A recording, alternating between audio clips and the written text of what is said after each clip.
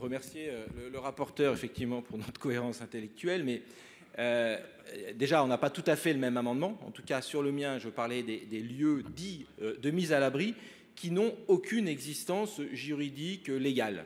C'est un terme qui a été donné.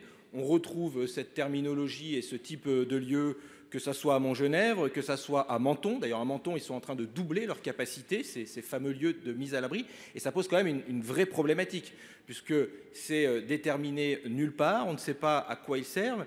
Alors, soit ce sont des lieux de rétention, et on a pu les visiter, et c'était effectivement des lieux de rétention, puisqu'on a demandé à ce que les personnes peuvent sortir, elles ne peuvent pas sortir. Les lieux sont fermés. Avec des moyens d'ailleurs très précaires et même des moyens sanitaires même à revoir.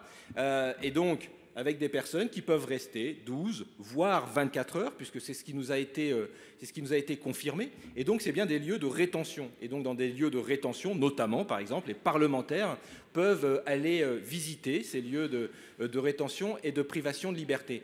Donc, nous, ce qu'on demande juste, c'est que ces lieux de mise à l'abri soient définis clairement et que tout lieu où on prive quelqu'un de liberté depuis plus de 4 heures, toutes les directives qui s'appliquent justement au lieu de rétention doivent s'appliquer. C'est ce que nous demandons et c'est important aussi parce que les agents de la PAF nous en ont fait part.